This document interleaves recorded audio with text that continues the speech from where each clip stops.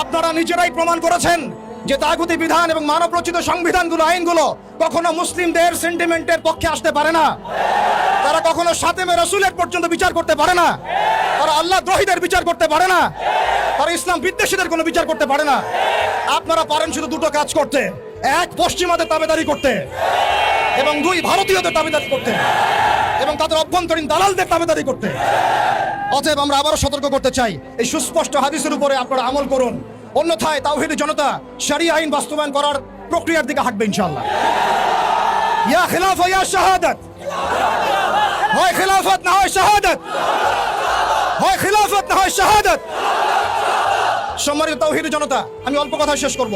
আমরা এই তাগুতি সিস্টেমের কাছে কোনো রকমের আবদার করতে এখানে আসি নাই। আমরা তাগুতি সিস্টেমের কাছে আবদার করতে আসি নাই, বরং আমরা অধিকার পেশ করতে এসেছি। এটা আমাদের কোনো দাবি না, বরং মৌলিক অধিকার। আমরা আমাদের মৌলিক অধিকার পেশ করতে এসেছি। আজকে আমরা আরো বড় পরিসরে দাবি দাওয়া পেশ করব, বরং এটা আমাদের অধিকার। সেটা হচ্ছে শুধু রাখাল রাহা নয়, বরং যত প্রকার সাতেমে রাসূল আছে, যত প্রকার আল্লাহ দ্রোহী আছে, ইসলাম বিদ্বেষী আছে, প্রশাসনের মধ্যে হোক, আমলাতন্ত্রের মধ্যে হোক, এমপি মন্ত্রীর মধ্যে হোক, জনগণের মধ্যে হোক, ব্লগারদের মধ্যে হোক, যে কোনো শ্রেণী পেশার মধ্যে হোক না কেন, তাদের সবার বিচার বাংলার মাটিতে করতে হবে।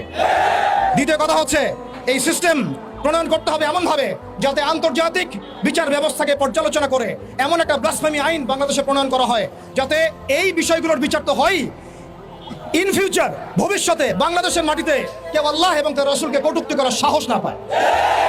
এমন একটা আইন আমরা প্রণয়ন করতে চাই আপনাদের মাধ্যমে, এবং এমন একটা আইন প্রণয়নের দাবি করতে চাই আপনাদের কাছে, যে আইনের মধ্য দিয়ে আগামীর বাংলাদেশে কোনো প্রজন্ম গড়ে উঠবে না যারা আল্লাহ এবং তার রাসূলকে গালিগালাজ করে।